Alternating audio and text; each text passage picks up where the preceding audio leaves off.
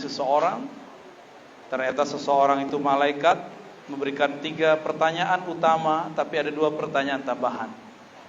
3 pertanyaan pertama itu kita sudah hafal, saya pendek saja kisahnya. Apa itu Islam? Apa itu iman? Apa itu? Masih ingat ya? Itu yang bertanya. Ternyata malaikat Jibril menyerupai seseorang laki-laki yang disebut Dihya al-Kalbi. Dihya al-Kalbi itu wajahnya mirip dengan Nabi Yusuf. Nabi Muhammad mengatakan, Jamal Yusuf nisfu jamali. Yusuf itu wajahnya keren, wajahnya ganteng, gagah. Apalagi bahasa orang sini apa? Ranca. Sama berarti sama bahasa saya. Moli. Moli ya? Comel. Wajahnya begitulah. Apa kata Nabi? Itu baru separuh daripada hakikat keindahan wajahku. Itu orang datang kepada Rasulullah SAW bertanya, Islam, iman, ihsan, lalu hari kiamat. Nabi jawablah, Islam itu amal zahir, dimulai dengan rukun pertama syahadat sampai terakhir haji. Semuanya amal zahir. Al-Islam melahirkan ilmu namanya fiqih. Fiqih ini yang bertahan ada 4 mazhab. Apa arti mazhab? Mazhab itu kumpulan kesimpulan para imam dari pemahaman mereka mengenai Alkitab dan Sunnah yang Nabi. Maka mazhab bukan ajaran baru. Mazhab itu cuma kesimpulan karena umat tidak mengerti Quran, beliau simpulkan dari mana dari Quran yang bisa dipakai. Sungguh lebay, tahu lebay? Sungguh lebay orang awam, gak pernah nyantri, gak pernah kuliah agama, lalu ngomong langsung saja kepada Alkitab. Saya bisa taruhan, Anda tidak akan faham sampai mati. Kenapa? Di Quran tidak ada cara sholat subuh 2 rakaat. Ada gak? Di Quran tidak ada rukun 13. Ya. Di Quran tidak ada cara untuk haji secara detail. Tidak ada. Semuanya di hadis. Hadis pun beragam. Tidak ada satu hadis yang menyebutkan cara sholat secara sempurna. Hampir semua hadisnya dipisah-pisah, maka digabung. Cara menggabung itulah yang disebut dengan mazhab. Jadi mazhab itu bukanlah agama buatan imam. Mazhab itu ajaran Rasulullah. Apa mazhab orang sini? Serius? Beneran? Kunut gak? Bismillahnya jahar gak? Gahar gak? Baik. Sudah paham berarti ya? Ada 4 mazhab yang terkenal. Tapi sekarang ada kelompok anti mazhab. Kita harus waspadai kelompok ini. Karena dimanapun mereka ada akan bikin rusuh. Karena mereka berpikir mazhab itu buatan imam, bukan dari Rasulullah. Itu kesalahan besarnya. Padahal imam-imam mazhab itu adalah guru daripada imam ahli hadis. Ya, itu kesimpulan kecil. Karena kita nggak mau bahas ini, kita mau bahas tasawuf. Malaikat ini bertanya, apa itu iman? Apa jawaban Nabi? Iman ada 6 rukunnya. 1, percaya kepada Allah. Terakhir, takdir baik dan sebenarnya takdir baik ataupun takdir yang dirasa buruk. Takdir itu semuanya baik. Cuma kita menerjemahkannya buruk. Corona itu baik atau buruk? Karena ada yang nanya, antum bilang baik. Coba yang nanya istrinya ya. Yang nanya temannya bilang buruk. Tapi bagi saya itu baik. Kalau tidak ada corona, kita nggak ada taklim online, ya. Kita selama online bisa jamaah di rumah dengan anak istri. Padahal dulu sibuk, sok sibuk. Pagi pulang sore, budak fulus, budak pitih. Apa kata Nabi? Ta'iba abdud dinar, orang yang mencari-cari pitih kepeng, ya. Abidah, ya, abdud dinar, maka dia akan ta'iba. Dia pasti lelah. Baik dia dengan wajah keduniawiannya, ada orang yang cari dunia dengan wajah agamawannya. Nauzubillah min dzalik. Orang itu pun akan capek, akan lelah, sama. Ilmu ini melahirkan namanya ilmu akidah. Ilmu akidah ini dirumuskan oleh para ulama untuk mengenal rukun Islam, rukun iman yang pertama. Muncullah sifat 20. Lalu ada lagi sifat nabi, ada malaikat, para nabi, kitab. Terkumpul dalam aqidatul awam. Masih mau mengajarkan kitab aqidatul awam, ya. Dulu ada ulama yang Jambi, Kepulauan, namanya Syekh Abdurrahman Siddiq. Saya termasuk yang sering membaca karya-karya beliau. Beliau belajar dulu di Mekah, keturunan Syekh Arsyad katanya, Al-Banjari. Yang pasti belum Al-Banjari deh, ya. Apakah keturunan, nanti kita cek dulu sejarahnya. Beliau belajar dari sana, dibawa pulang mengajarkan akidah Ahlussunnah sifat 20. Masih belajar nggak Bapak Ibu? Cuma dinyanyiin ya? Gimana nyanyi gimana? Mana tadi penasyid kita, mana tadi? Antum bisa baca Allah wujud kita? Cobain Ustaz. Mana mic-nya? Ikutin ya.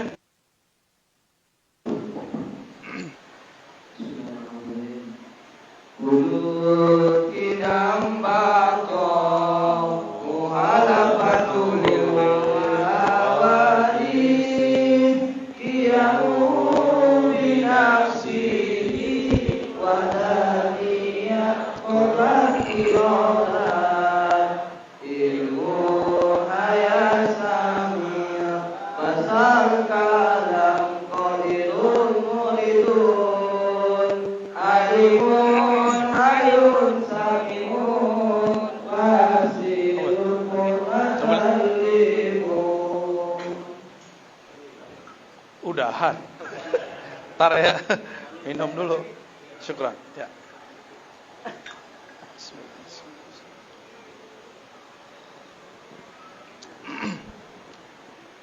Itu baru rukun iman pertama. Belajarnya sifat, belum belajar malaikat, belum belajar tentang para rasul, belum belajar tentang kitab suci, belum belajar tentang hari kiamat. Maka karena orang tidak mempelajari ini, banyak orang-orang masuk ke wilayah ini, lalu sekarang jadi pakar akhir zaman, tapi cocok logi. Dan sudah berkali-kali bikin rusuh. Tanggal 15 Ramadan Dukhan. Kejadian enggak? Bakal kejadian, tapi bukan seperti yang tebak-tebakan dia, ya. Dia suka tebak-tebakan, masa ilmu kiamat pakai tebak-tebakan? Nah, itu. Belum lagi takdir, itu pembicaraannya panjang, dan semua itu terkumpul dalam kitab-kitab akidah. Cuma sayang, sekarang kitab-kitab akidah itu dirubah namanya menjadi tauhid. Sifat 20 dibuang. Hati-hati masukin anak ke pesantren. Tanya di pesantrennya belajar sifat 20 atau tauhid yang 3. Ya? Uluhiyah, rububiyah, asma wa sifat. Kalau itu berarti akidahnya sudah diganti. Paham? Kalau ada di sini orang pesantren, tolong dengan rendah hati ganti kitabnya. Karena kitab inilah nanti yang akan membuat umat terpecah, akan menyalahkan sufi nanti.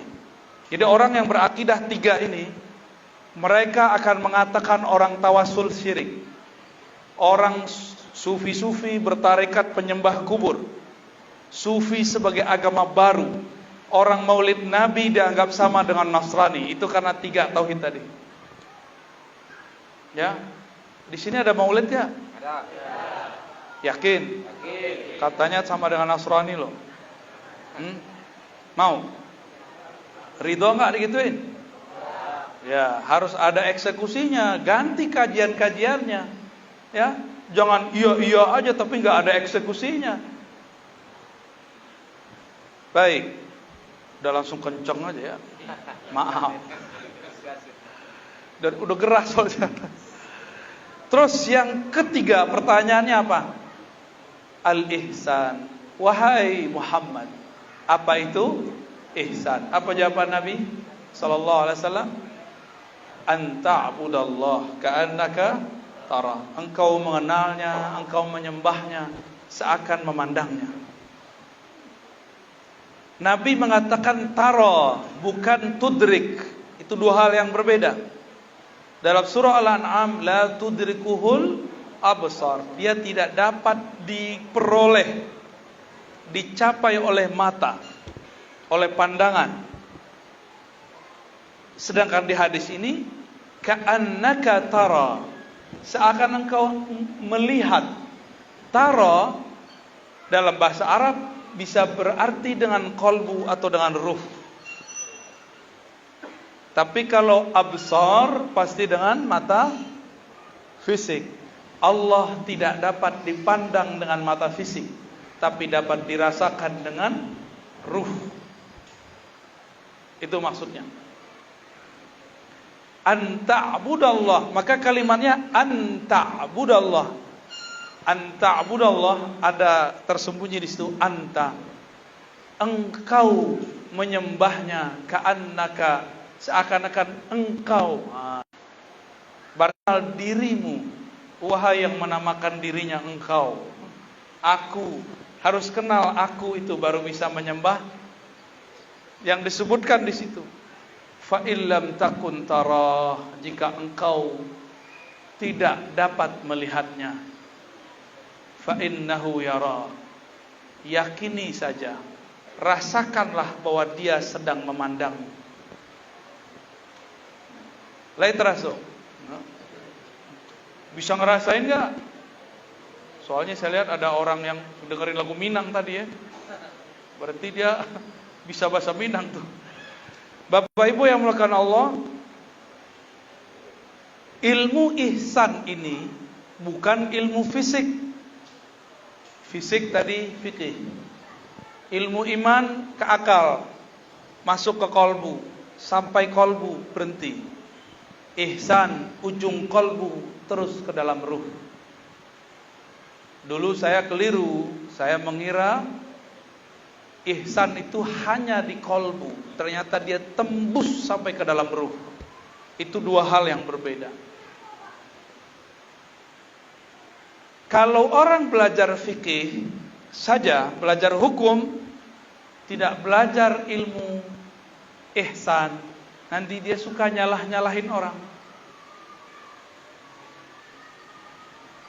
Kalau dia mazhab Syafi'i, dia bilang sah batal, sah batal. Kalau dia anti mazhab, dia ngomong sunnah, bid'ah, ini bid'ah, ini batil.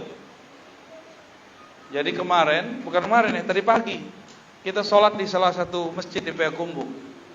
Saya menghilang, tiba-tiba nyampe di sini. Ada yang percaya? Rukun iman yang ternambah.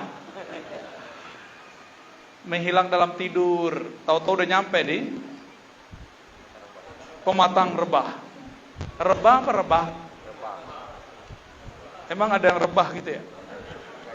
Emang rebah enternya gitu? Jatuh? Ya. Cantik juga namanya. Si pengurus nanya, Ustadz, kita buat zikir la ilaha illallah pada sholat, tiba-tiba ada yang teriak tahlilan bid'ah. Lagi zikir. Jadi kalau kita baca la ilaha illallah, dia berdiri. Padahal kalau lagi ngeruqyah orang baca Allahu Akbar, yang pergi siapa? Jinnya. Setannya pergi. Jadi misalnya nih ada yang kesurupan nih. Kesurupan nih, saya bilang, La ilaha illallah, hilang setannya. Tapi giliran kita baca la ilaha illallah, dia yang pergi. Jangan-jangan. Semoga tersinggung ya. Al-ihsan ini melahirkan ilmu, namanya tasawuf, dan itu disepakati sejak abad kedua, ketiga Hijriah sampai sekarang. Berarti tasawuf istilah yang sudah muncul di zaman salafus saleh. Oh, Ustadz, Buya, Kiai, Syekh, ente mazhabnya Syafi'i. Imam ente Syafi'i bilang siapa yang sufi di pagi hari, dungu di siang hari atau sore hari. Lah itu kan baru satu riwayat. Ente ngerti nggak maksudnya apa? Maksudnya tidak seperti yang dipelintir oleh mereka. Imam Syafi'i di kalam yang lain justru memuji para sufi. Berarti yang dia maksud sufi tadi siapa? Orang yang menggunakan simbol-simbol sufi untuk bermalas-malasan.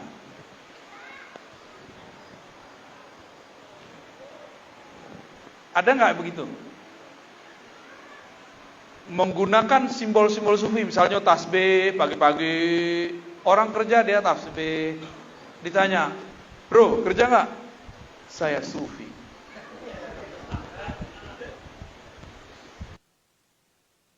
Tunggu dulu, jangan suuzon sama yang begitu. Imam Abu Yazid menegur orang yang suuzon sama ahli zikir.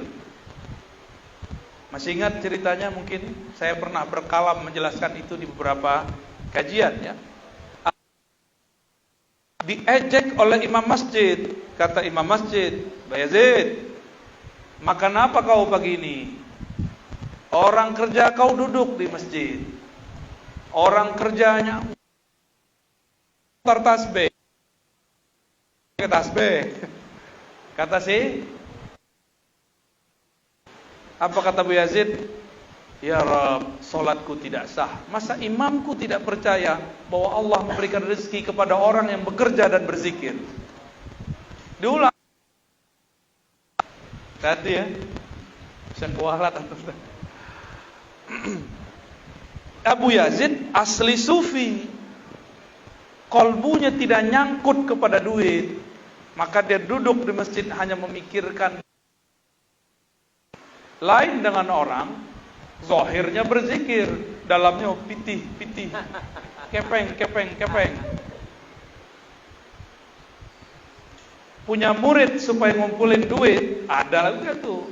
Apa bedanya sama sekolah-sekolah bisnis?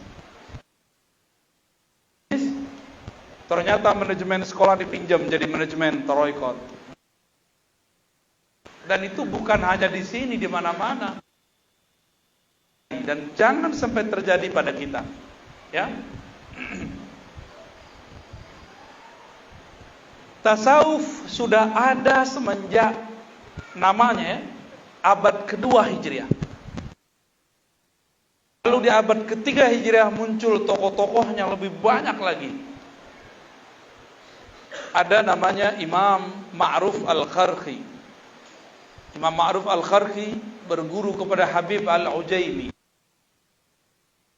Beliau berguru kepada Hasan Al-Basri daripada Ali bin Abi Talib karamallahu wajhah. Karena kebanyakan tarekat sufi bersumber dari Sayyidina Ali, dituduhlah oleh kelompok yang benci kepada Sayyidina Ali bahwa tarekat sufi adalah Syiah. Hati-hati. Jadi mereka kalau kita sebut nama Ali mereka benci. Padahal hubbu Ali minal iman. Cinta Ali bagian dari iman. Sebagaimana hubbul ansar minal iman. Mencintai kaum Ansar bagian dari iman. Kenapa? Ali, Ansar, Abu Bakar, Umar, Utsman, sahabat Rasulullah, mencintai sahabat Nabi. Iman. Tapi mereka kita sebut sisilah kita kepada Sayyidina Ali, mereka marah.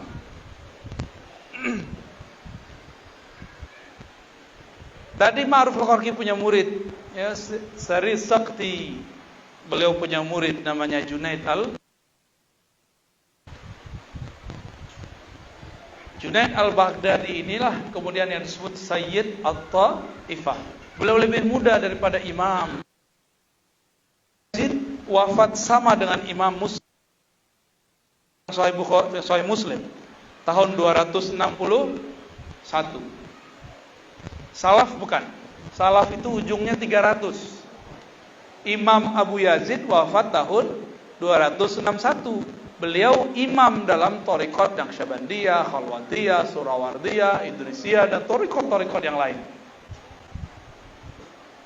Imam Junaid itu juga imam dalam beberapa thariqat Syaziliyah dan lain-lainnya, Idrisiyah, Ba'lawiyah dan lain-lainnya. Dijadikan imam. Beliau wafat tahun 297 Hijriah, belum 300. Berarti salaf bukan? Salaf. Berarti ulama tasawuf itu bagian dari salafus shalih. Jadi kalau ada orang bilang tasawuf bukan bagian dari salaf, mereka telah padahal sejarah itu ditulis dalam semua kitab sejarah umat Islam. Tarikhul Muslimin, Tarikhul Islam. Ya. Jadi tidak ada orang yang mengerti sejarah anti tasawuf, nggak ada. Kecuali dia belajar sejarah palsu, ya, sejarah hoax. Satu kali Al-Imam Ahmad ibn Hanbal ingin menguji seorang sufi. Diceritakan dalam risalah Kusyairiyah, saya pun juga sampaikan di beberapa tempat. Mungkin antum nanti bisa dengarkan di tempat yang lain. Imam Ahmad bin Hanbal sedang berdiskusi dengan Imam Syafi'i. Apa kata Imam Ahmad bin Hanbal? Beliau penghafal ratusan ribu hadis. Bahkan di riwayat Imam Bukhari dikatakan dia hafal 500 juta hadis. 500 juta berapa tuh? Di riwayat yang lain 1 juta hadis. Tapi yang sahih 500 ribu. Beliau zamannya mana dalilnya kan? Imam Ahmad. Jadi yang ngomong mana dalilnya itu Imam Ahmad bin Hanbal versi muda. Sebelum beliau kemudian diskusi banyak dengan Imam Syafi'i. Lewatlah seorang sufi ahli zikir. Qalbunya tetap berkoneksi dengan Allah Subhanahu wa taala. Merasa dipandang oleh Allah Subhanahu wa taala. Qalbunya terus menyebut nama Allah, Allah. Tiba-tiba Imam Ahmad sapa, "Hei sufi, ta'al, kemarilah engkau. Saya hendak menanyamu beberapa hal." Apa pertanyaan Imam Ahmad bin Hanbal? Apa pandanganmu wahai sufi, jika ada seseorang ketika sholat zuhur, dia lupa rakaatnya 4 atau 3? Dijawablah oleh imam, bukan imam, sufi, ini baru level biasa dia. Kata si sufi, "Wahai Ahmad," Imam Ahmad di panggilan akrabnya Abu Abdillah. "Wahai Abu Abdillah, jika seorang hamba lalai, lupa dia sholatnya 2, 3 atau 4 rakaat, berarti kolbunya tidak terhubung kepada yang menggerak. Harus diajarkan cara mengenal kolbu dan berzikir kepada Allah di dalam kolbu." Imam Ahmad mendengarkan itu langsung pingsan, fakharra, ya, langsung sa'iqa, jatuh. Dia sadar.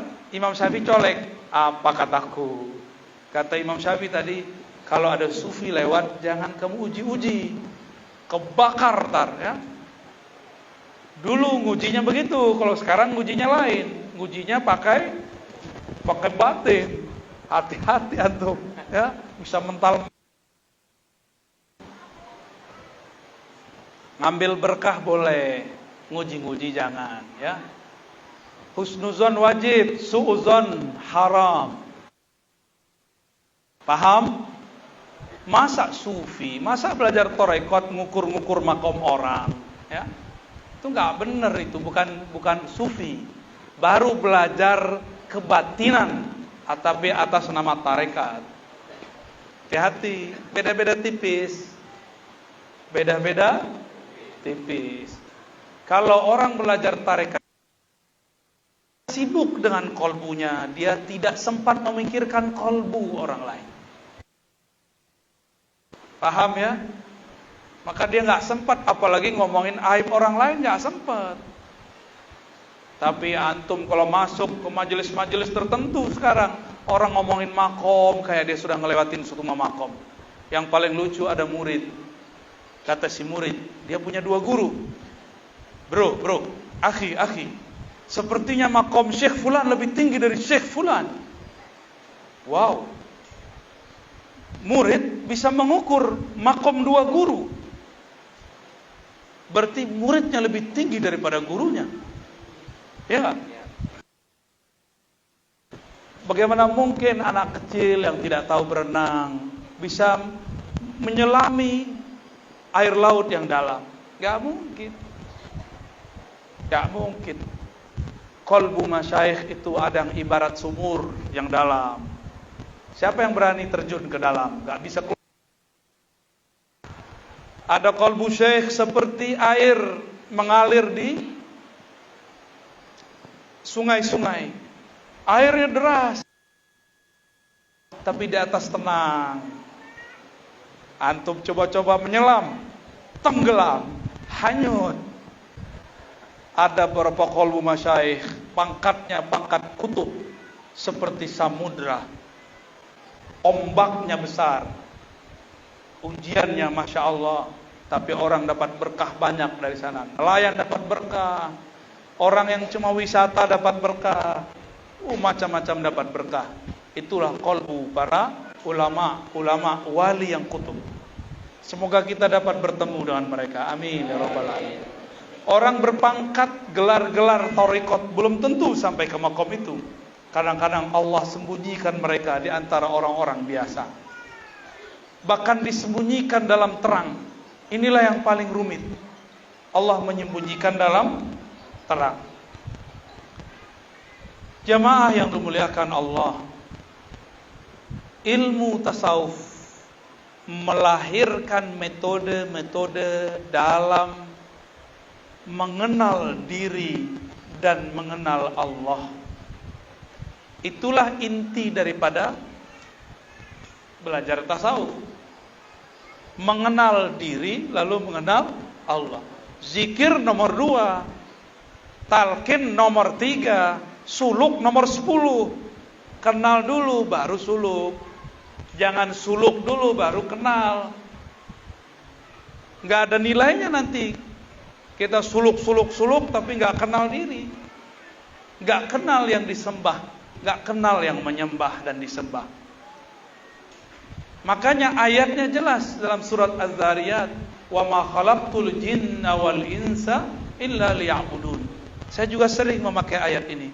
Tidak aku ciptakan jin dan manusia kecuali untuk menyembahku. Mungkinkah bapak saudara menyembah sesuatu yang tidak dikenal? Mau gak hormat kepada orang yang kita gak kenal? Gak mau. Kenapa kita takzim menghormati seseorang? Karena kita kenal dia. Mau gak nyembah sesuatu yang gak dikenal? Kalau kita hormat kepada seseorang yang kita tidak kenal, apa yang terjadi? Hormat itu terasa beban. Jika dia perintah, terasa dipaksa. Jika dia suruh, terasa disiksa. Kalau tidak kenal. Tapi kalau sudah kenal, cinta pun tumbuh. Kalau sudah cinta, jangankan harta, nyawa pun kita kasih kepadanya. Makanya jihad itu bi amwalikum wa anfusikum. Orang gak sanggup langsung ngasih jiwanya, kasih dulu harta. Itu berkorban karena cinta. Al jihad indana yubna alal mahabbah. Jadi jihad dalam ajaran ahli sunnah, terutama para sufi, bukan dibangun atas kebencian, tapi jihad kita atas dasar cinta. Kalau tidak ada cinta, kita gak usah jihad. Kalau cuma ada benci, cukup perang. Perang itu belum tentu jihad. Jadi bedakan jihad dengan perang. Jihad itu lebih umum. Jihad itu cinta. Orang kalau sudah cinta dia berkorban. Maka ulama kita menjelaskan al-jihadu udhiyah. Jihad itu adalah pengorbanan. Apa yang bisa kita korbankan? Kalau orang sudah berjihad, di musim tidak perang dia akan pisah dengan anak istrinya. Jam tidurnya berkurang, jam makannya mungkin berlebih. Tapi kadang-kadang susah, kadang-kadang diusir, kadang-kadang dibenci, kadang-kadang dibully, kadang-kadang difitnah. Itu biasa, nama orang berjuang. Kalau tidak berjuang, ya enak-enak tidur di rumah. Silakan tidur di rumah. Berjuang mati, tidak berjuang mati. Pilih mana? Berjuang mati syahid. Tapi berjuang itu ada tahapannya. Di musim damai, perjuangan adalah hujjah, dalil. Keberanian untuk berbeda dengan orang yang mencaci maki kita, itu adalah ujian keikhlasan. Tidak berani berbeda dengan jamaah. Padahal da'i itu beda dengan mad'u. Apa beda da'i dan mad'u? Itu yang mempengaruhi, bukan yang dipengaruhi. Da'i jangan menuruti selera jamaah. Da'i harus buat menu-menu baru yang segar untuk jamaah. Itu kalau kalbunya terhubung kepada Allah Subhanahu wa ta'ala, ya. Itulah yang dikatakan di Quran, la yakhafuna laumata laim. Mereka tidak takut cacian orang yang mencaci, pembulian orang yang membuli, fitnah orang yang memfitnah, opini orang yang buat isu. Kita nggak usah takut. Jadi mohon kalau ada para asatidz yang hadir, hidupkan majelis Ahlus Sunnah kembali.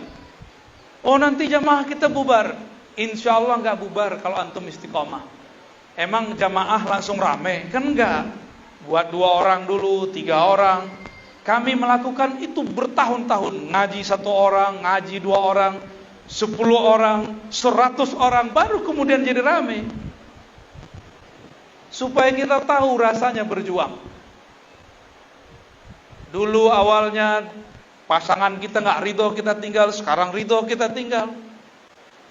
Anak-anak kita protes, kita keluar, sekarang dia malah nyuruh. Abi, kenapa tidak ngajar? Nanti akan ada masa-masa seperti itu. Maka Bapak Ibu yang dimuliakan Allah, ini mumpung masih zaman aman, masa masih damai, jihadnya agar lebih santai. Tapi pikiran kita yang capek karena bermain di media. Siap berjihad. Jihad hujjah. Jihad apa? Hujjah. Jihad opini. Ya.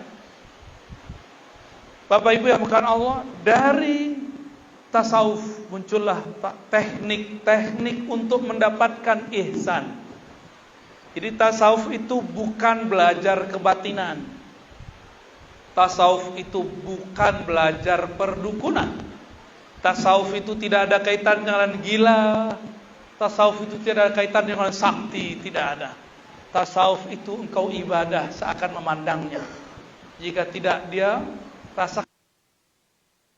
Ada nggak di situ kesaktian? Nggak ada. Jadi kalau belajar tasawuf tidak sakti tidak masalah ya. Jadi jangan kecewa Bapak Ibu, belajar zikir tidak sakti. Tapi tenang, kita dekat dengan yang maha sakti. Pilih mana? Antum sakti tapi jauh dari yang maha sakti, atau antum tidak sakti, kita tidak sakti, tapi yang maha sakti menjaga kita, mencintai kita. Bapak Ibu, ini ilustrasi. Kalau kita sakti, kita jagain orang. Kalau kita tidak sakti, tapi dekat dengan yang maha sakti, kita tinggal tidur di rumah, dia yang jaga rumah kita. Mau jadi jaga rumah atau yang dijaga? Maka dekat-dekatlah kepada Allah. Cukup katakan, nahnu ibadullah, kami hanya hamba Allah, kami tidak sakti. Makom kami tidak tinggi, ahwal kami sedikit, ilmu kami tidak banyak, zikir kami juga belum seberapa. Tapi Engkau ya Allah, jika Engkau menyebut nama kami sekali saja ya Allah, itu sudah cukup bagi kami seumur hidup ya Allah. Jadi Allah itu kalau sekali memandang kita, maka dihukumi memandang selama-lamanya. Allah sekali sebut kita, itu dihukumi selama-lamanya menyebut kita. Itulah makna ayat fazkuruni azkurkum. Sebutlah aku, ingatlah aku akan menyebutmu. Itu terjemahan. Dibalik, duluan mana kita sama Allah? Duluan mana Pak? Ustaz? Serius Ustaz? Saya zikir nih, la ilaha illallah. Duluan mana saya zikir atau Allah yang zikir? Allah. Yakin? Yakin. Saya tanya yakin. Tapi ayatnya menyebutkan fazkuruni, sebut aku, ingat aku ingat kamu. Seakan-akan Allah lagi menjebak kita. Itu jebakan indah. Begitulah Allah berinteraksi dengan hambanya. Enggak serius-serius amat. Allah itu santuy. Allah itu tahu dirinya lebih dulu dari kita, tapi Allah memancing kita mengatakan fazkuruni, ayo ingat aku, nanti aku ingat kamu. Bukankah kita bisa mengingatnya karena dia yang mengingat kita? Jadi sebenarnya ada rumus. Allah ingat manusia jika manusia itu menyebut namanya. Duluan mana yang menyebut? Allah yang menyebut. Maka cukuplah Allah menyebut kita sebagai pahala. Gak usah minta pahala makom, gak usah minta pahala gelar, pahala ijazah, pahala sakti, gak perlu. Ustaz, Buya, saya mau belajar zikir supaya hati tenang. Itu kecil. Ya, Ustaz, saya punya bisnis, mohon didoakan dengan zikir. Itu kecil. Ustaz, toko saya diserang orang. Siapa yang serang? Semut. Pakai zikir kecil. Masalahnya antum merasa sok berzikir. Coba kalau kita katakan, ya Allah, hanya Engkaulah yang menggerakkanku berzikir, maka zikir kita langsung besar. Tapi kalau saya mengatakan akulah yang berzikir, akulah yang banyak menyebut nama Allah. Siapa orang di tempatnya? Pematang Rebahan yang lebih banyak zikirnya daripada aku? Oh, gawat itu dah. Ya. Siapa di sini mursyid yang lebih tinggi makomnya daripada aku? Oh, lewat. Ya. Kalau orang alim ngomong, siapa di sini orang yang sekolahnya lebih tinggi daripada aku? Lewat. Allah enggak hitung dia itu. Lain lagi dengan orang yang enggak berzikir. Zikir tuh gilo,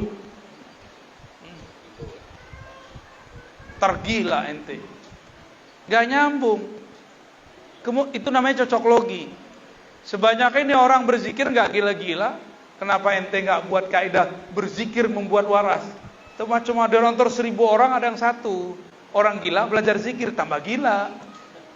Tapi dituduhlah zikir membuat gila. Rasulullah banyak zikir gak? Rasulullah zikir nafas naik, nafas turun, gak berhenti. Ada yang begitu. Jadi Rasulullah itu kalau zikir bukan lagi dengan kolbunya, bukan lagi dengan tubuhnya, dengan nafasnya, dan itu mencakup semuanya. Zikirnya dengan nafasnya. Ada orang yang berhenti nafas? Gak ada kan? Kalau zikir disimpan dalam nafas, maka zikir tiada henti. Ya, ya serius mana Pak?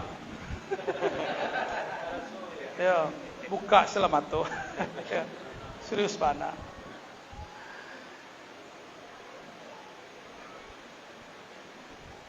Nabi Shallallahu Alaihi Wasallam adalah orang yang paling banyak berzikir, dan tidak ada kita yang berzikir sebanyak beliau. Maka ikutilah cara-cara beliau. Zikir itu ada yang diriwayatkan oleh ahli hadis, ada yang diriwayatkan oleh ahli fikih, ada yang diriwayatkan oleh ahli tasawuf. Cuma ada kelompok yang memaksa hanya versi dia. Dia bid'ahkan zikir kita, dia buat zikir baku, namanya zikir pagi sore. Pada zikir pagi sore itu dia katakan torikot kita bid'ah, padahal dia buat bid'ah baru. Nabi tidak pernah menyebut zikirnya zikir pagi sore. Itu torikot baru, torikot pagi sore, kayak rumah makan. Ada nggak rumah makan pagi sore?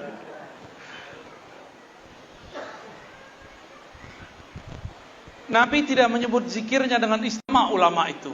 Ada disebut dengan kumpulan Imam Haddad, disebut dengan Ratibul Haddad, Al-Habib Al-Haddad. Ada yang dikumpulkan oleh Imam Bahauddin Shah Naqsyabandi, maka bernama Naqsyabandiyah. Ada yang dikumpulkan oleh Imam Al-Attas, maka bernama Ratibul Attas. Dikumpulkan oleh Imam Syazili, bernama Syaziliyah.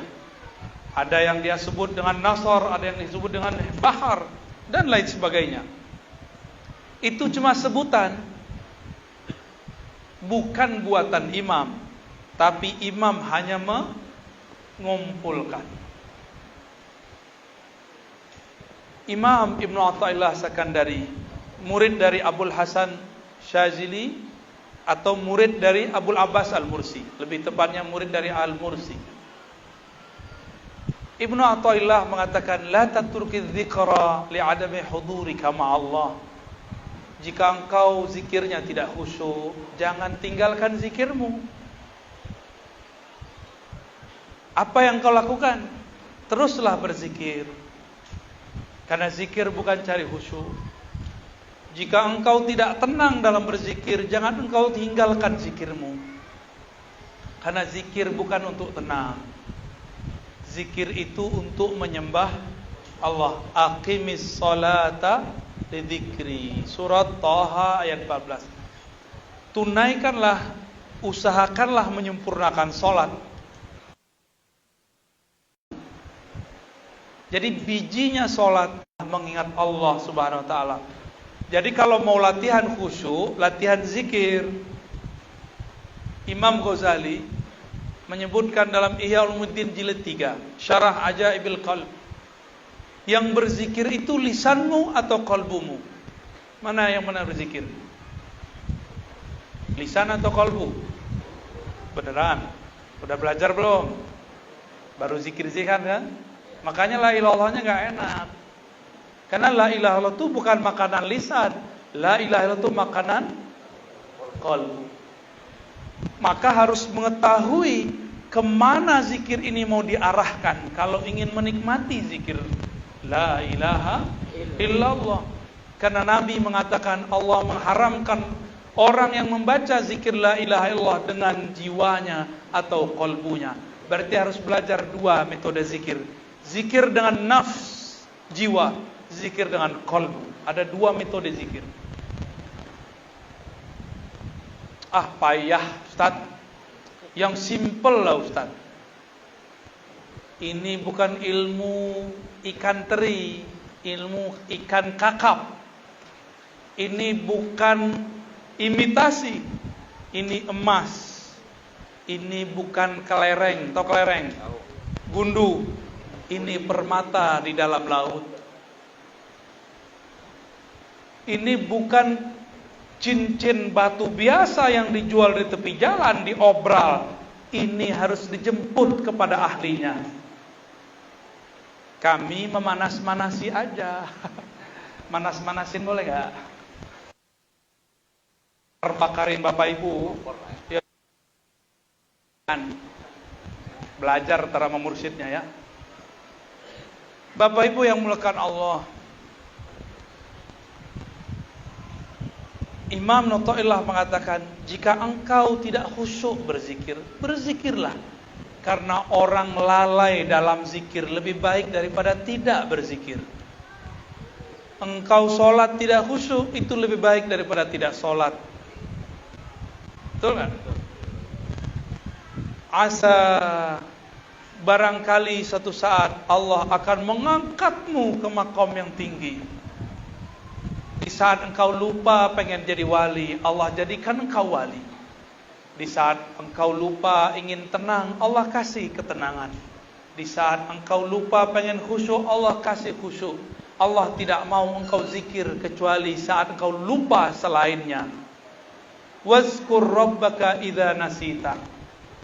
Kalau ahli fikih menerjemahkan, solatlah kamu segera kalau kamu lupa. Itu ahli fikih. Kalau kamu ketiduran, segera zikir, segera solat, ahli fikih. Tapi kalau ahli tasawuf, wazkur rabbaka, engkau sebutlah Allah, ingatlah Allah apabila telah lupa selainnya. Jadi apa yang disebut zikrullah hakiki? Jika kita lupa kepada selain Allah. Kami bertanya, diri ini selain Allah bukan? Diri ini Allah atau selain Allah? Selain Allah. Hatta orang itu lupa dengan dirinya, lupa dengan sekitarnya, lupa dengan persoalannya, lupa dengan tasbihnya, bahkan lupa dengan kalimah yang ia baca. Itulah yang disebut zikrullah. Di saat itulah Allah yang meminjam lisannya untuk menyebut namanya. Di saat itulah Allah meminjam kolbunya dan diizinkan nama Allah masuk ke dalam kolbunya. Jadi kalau kita masih merasa aku yang berzikir, itu belum disebut zikir. Jadi kalau diterjemah surah Al-Baqarah tadi, fazkuruni azkurkum, wahai hambaku, larutlah, karamlah, fanalah, asiklah dalam menyebut nama aku. Di saat itu kamu lupa dengan dirimu, barulah engkau dapat menyebut namaku. Di saat itulah manusia sadari Allah, ternyata kolbuku berdenyut, berdesir, menyebut namamu, bukan aku yang menyebut. Engkau juga yang meminjamkan kolbuku menyebut namamu. Itulah makna hadis doa Allahumma a'inni ala dzikrika. Sering kita baca ya, tapi paham maknanya? Kalau terjemahan semua tahu. Ya Allah bantulah aku zikir. Maksudnya apa? Kalau Allah tidak bantu kolbu kita sebut namanya, kolbu ini tidak sanggup menyebut namanya. Karena Allah namanya ini, jika Allah taruh di atas gunung, gunung itu meletus. Di atas bukit, bukit longsor. Jika Allah taruh di air, airnya langsung jadi obat. Jika Allah taruh di badan, badan jadi sakti. Jika Allah taruh di kolbu, kolbunya jadi terang. Jika taruh di dalam otak, otaknya bisa menjadi cerdas.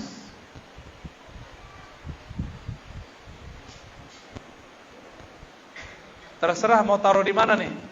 Tapi siapa yang meletakkan, menaruhnya? Allah juga.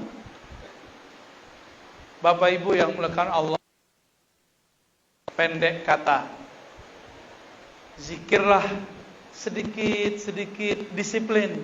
Nanti Allah perhatikan, nih hambaku disiplin nih zikir, tapi dia belum khusyuk-khusyuk. Nanti aku akan buat dia lupa dengan zikirnya. Di saat itu aku menyapanya. Ada seorang anak muda rindu Rasulullah, maka dia bersolawat kepada Rasulullah setiap hari Jumat, karena dia mendengar satu hadis dari gurunya bahwa Nabi SAW mengatakan, hari Jumat, karena salawatmu pasti disampaikan kepadaku. Begitu kata Rasulullah. Sahabat bertanya, wahai Rasulullah, bagaimana mungkin salawat sampai kepadamu? Engkau sudah mati. Nah, seperti sahabat yang ini bisa ngapa-ngapain. Apa kata Nabi?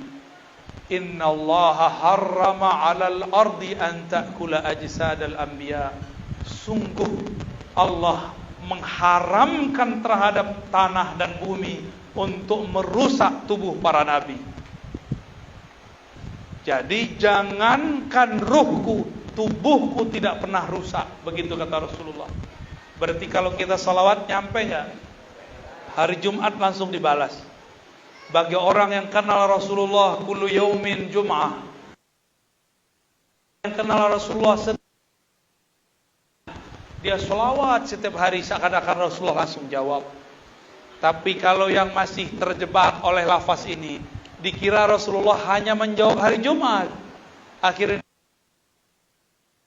si pemuda ini terjebak dengan pemahamannya sendiri. Hadisnya tidak salah, dia yang salah paham. Maka dia sholawatlah di waktu duha sebelum Jumatan. Sholawat ribuan kali, dan itu dilakukan setahun lebih. Tapi Rasulullah tidak kunjung juga ditemui dalam mimpinya. Duha. Sholawat kepada Rasulullah. Tiba-tiba badannya lelah. Dia tidak sanggup bersolawat. Lalu dikatakan, ya Allah, ampun ya Allah, bismikallahumma ya. Ketiduran. Di waktu duha, jam 10 kira-kira sampai jam 11. Bertemu dan bertatap berkalam-kalam dengan Rasulullah. Rasulullah mengunjunginya padahal dia tidak sedang bersolawat. Kok bisa? Karena Rasulullah melihat dia sudah lelah bersolawat, tapi Rasulullah yang dirindui belum datang. Maka Rasulullah melihat umatku lelah, aku ingin menyapanya. Akhirnya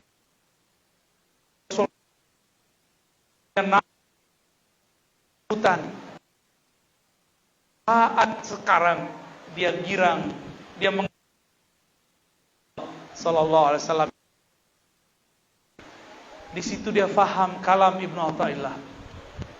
Zikirlah engkau walaupun tidak bertemu Allah, karena sebenarnya Allah sedang menatapmu. Sholawatlah walaupun tidak merinding, tidak menatapmu, sedang ditatap oleh Rasulullah. Panggillah, salamilah Rasulullah, beliau pasti menjawab salammu, meskipun telingamu belum sanggup mendengarnya. Maka wahai para perindu Rasulullah, pecinta Allah, zikir, sholawat banyak-banyak. Allah akan jaga kalbu kita. Amin ya Rabbal. Udah ya. Udah terusin bisa air hujan nih ya. Udah. Ada tanya jawab?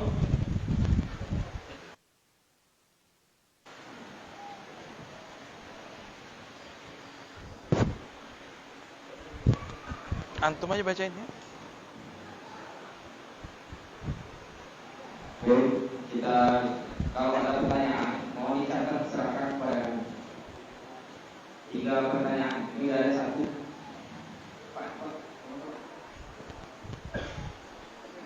Oke.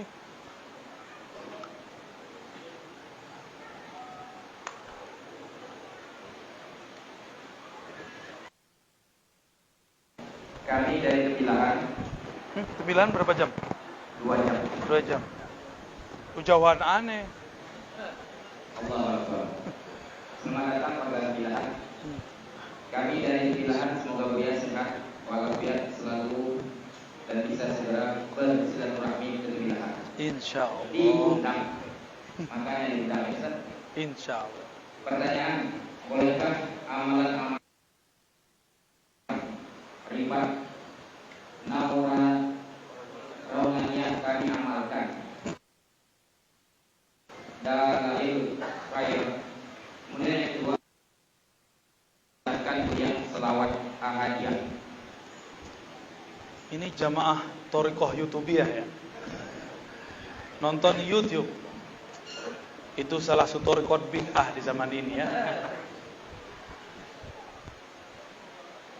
Wirid-wirid yang sudah kita kumpulkan di ribat, lalu ada PDF-nya, itu boleh diamalkan, ijazahnya ammah. Dan ini saya ijazahkan.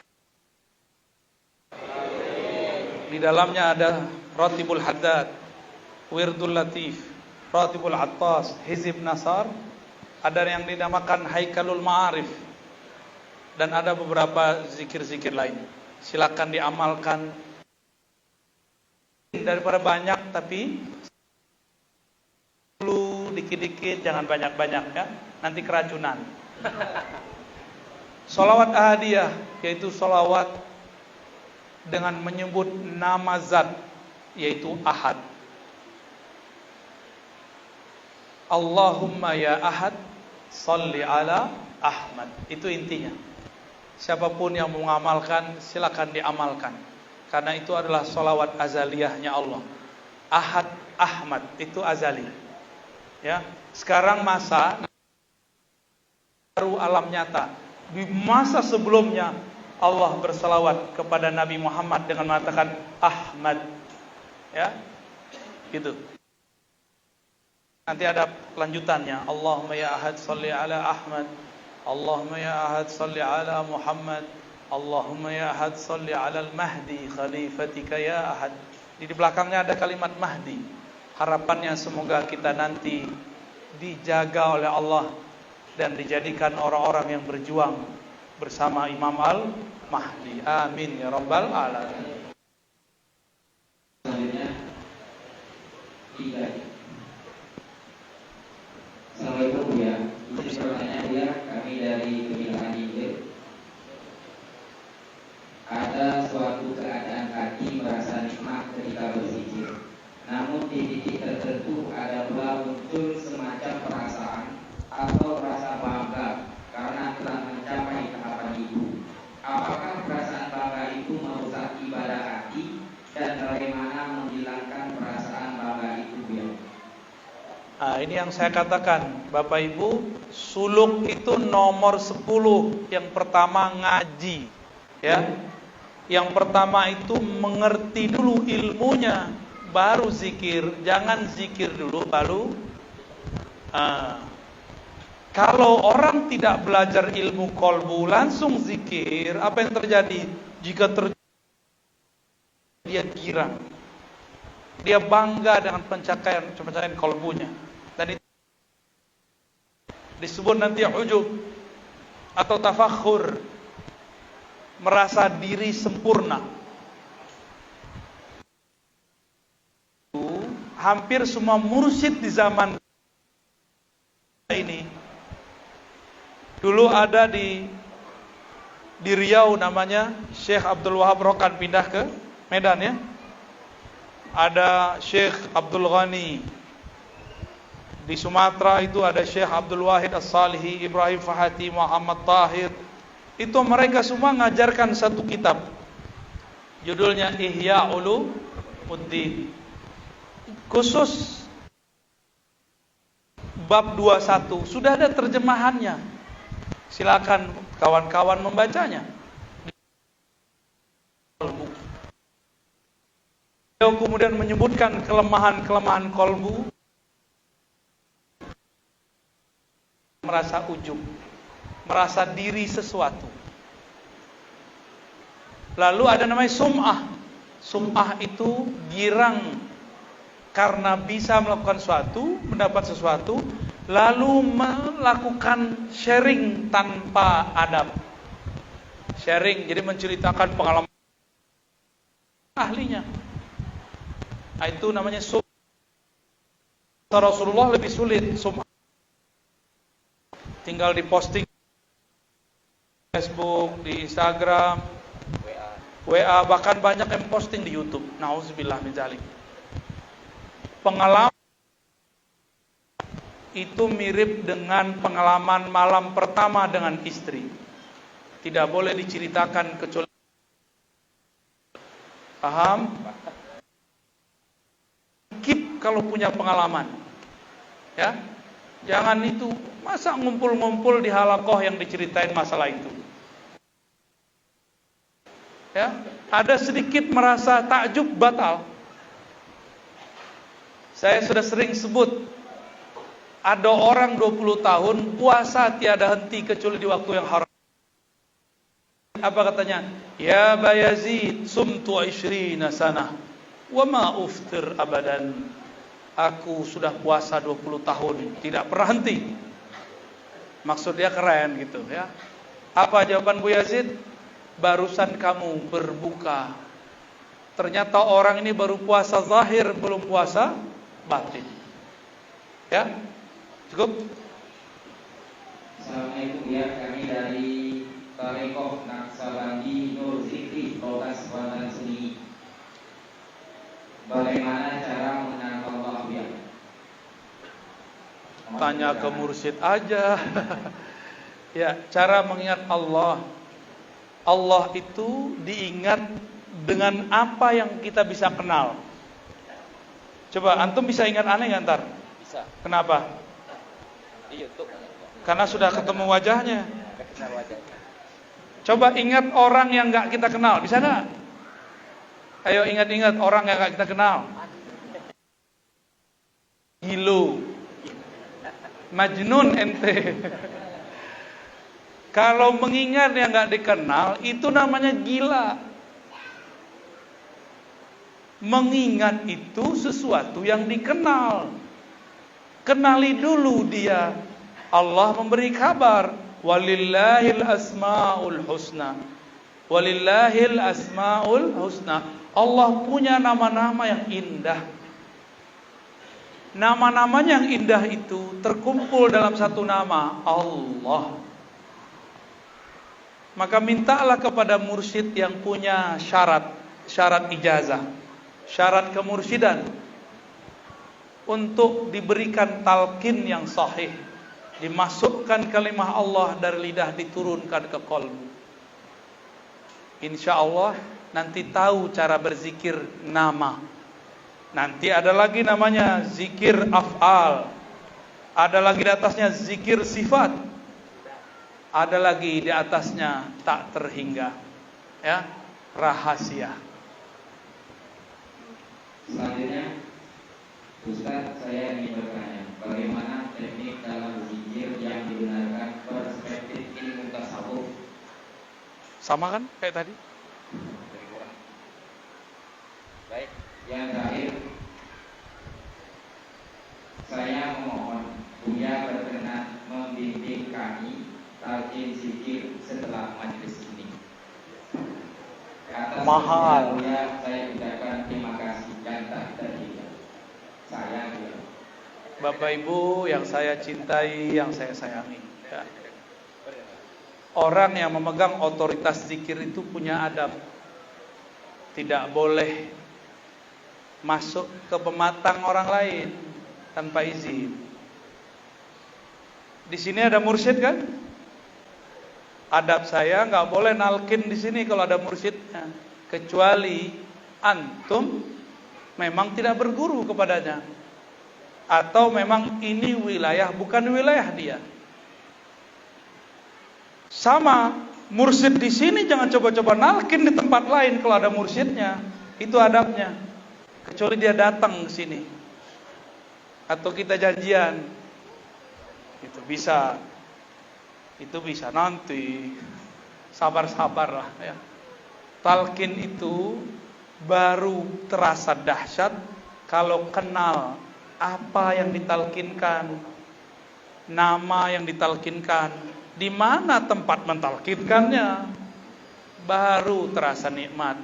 Talqin itu nomor 7. Suluk nomor yang pertama, kedua sampai ke 6, taklim, ngaji.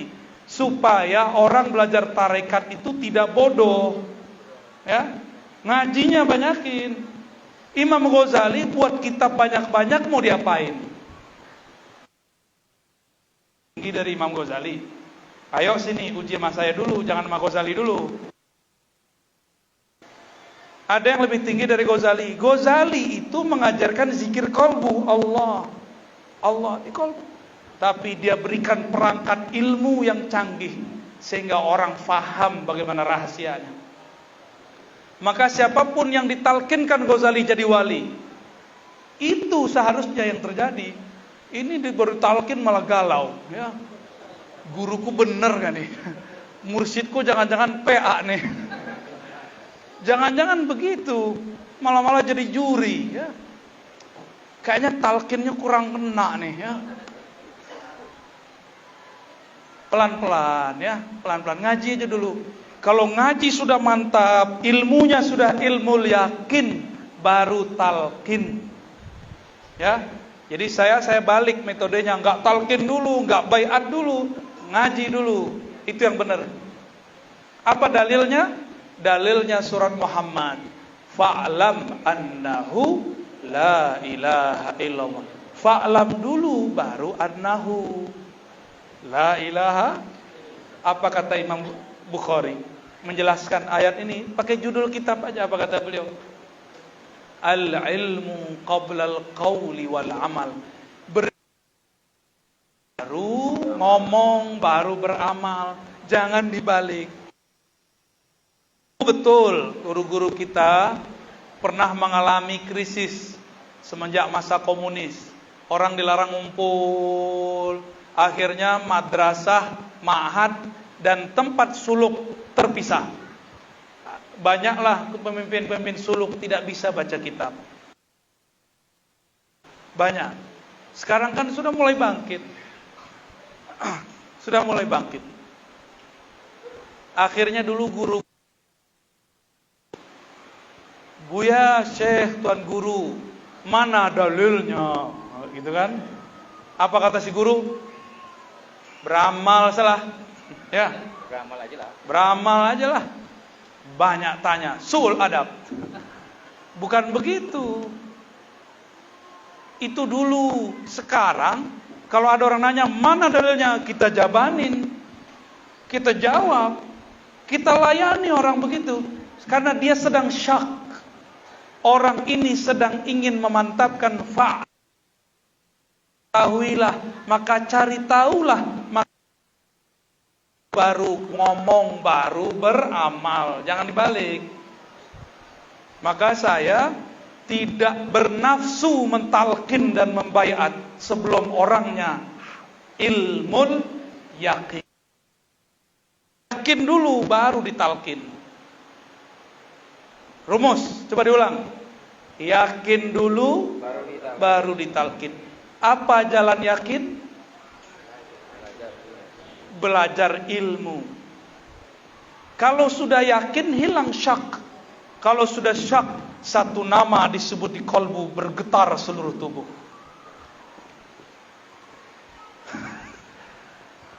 Lama Pak ya? Enak, lezat. Lezat sekali zikrullah itu. Lebih nikmat daripada jatuh cinta kepada seseorang. Ya. Udah cukup? Udah. Alhamdulillah, udah jam 9 ya. Bapak Ibu yang dimuliakan Allah, mohon maaf. Semoga banyak yang tersinggung. Semoga banyak yang tersentuh maksudnya ya. Semoga banyak yang tersentuh. Amin ya rabbal alamin. Mohon maaf jika ada kata yang tidak tepat. Mohon maaf jika ada yang merasa digurui. Memang kursinya kursi guru. Ya. Maka ngomongnya ala guru. Kalau saya duduk dewa saya nanya ya. Mohon maaf jika ada kalam yang kurang tepat kami sampaikan. Kesempurnaan hanya milik Allah SWT. Mari kita tutup dengan baca doa Al-Fatihah. A'udzubillahi minasyaitonir rajim. Bismillahirrahmanirrahim.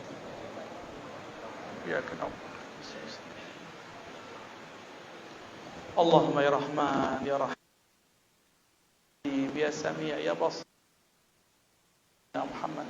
Ya Allah ya Maha Penyayang, di kolbu rasa sayang. Maka dengan berkah sholawat, jadikan kami ya Allah malam ini, detik ini hamba yang dipenuhi rasa kasih sayang. Allahumma qulubana birahmatik. Ya Allah, penuhi kalbu kami dengan rahmatmu, kasih sayangmu, cintamu. Allah bis salawati ala penuhi di kalbu sehingga padanya. Wamla' qulubana ya rabbil yaqin. Ya Allah, penuhi kalbu kami dengan ilmu yakin, ainul yakin, haqqul yakin. Ya Allah, Engkau Maha tahu di kalbu kami ada sedikit rasa sombong. Ya Allah, kami sangat sadar ya Allah di kalbu kami ada satu noda merasa diri lebih daripada orang lain. Ya Allah, karena Engkau Maha Pengampun ya Allah, maka ampunilah noda hitam ini ya Allah. Hapuskan noda hitam itu ya Allah. Ya Rabb, Engkau juga tahu ya Allah, di kalbu kami ada rasa riya, ingin dilihat atau takut dicaci maki orang karena ingin disebut orang yang ikhlas ya Allah. Penyakit riya Allahumma ya Allah, di kalbu kami ada penyakit iri dan dengki. Hanya Engkau yang dapat menyembuhkan ya Allah. Maka sembuhkan kalbu. Ya Allah, ampuni dosa kami, dosa orang tua kami, dosa guru-guru kami, buruk adab kepada orang tua kami. Kami pernah berdurhaka kepada orang tua kami, kepada guru-guru kami.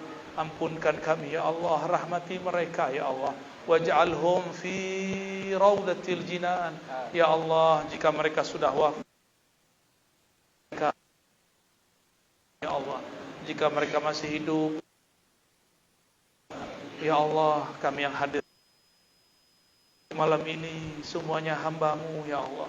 Hamba-Mu yang ingin berusaha ikhlas tapi belum, ingin zikir tapi kalbu kami keras ya Allah. Yang ingin berselawat tapi belum cinta ya Allah. Maka izinkan kami menyebut nama-Mu ya Allah, ya Allah. Rabbana atina fid dunya hasanah wa fil akhirati hasanah wa qina adzaban nar. Wa sallallahu ala sayyidil wujud wa khtim lana bi husnil khatimah. Wallah biha ya Allah, biha ya Allah, bi husnil khatimah. Walhamdulillahi rabbil alamin. Mohon maaf, tidak usah musafahah ya. Cukup dengan hati. Ya. Gak usah foto-foto juga, simpan saja di hati. Itu lebih kuat, itu robitoh terdahsyat. Ya, semoga yang hadir diberkahi oleh Allah SWT. Mohon maaf. Assalamualaikum warahmatullahi wabarakatuh.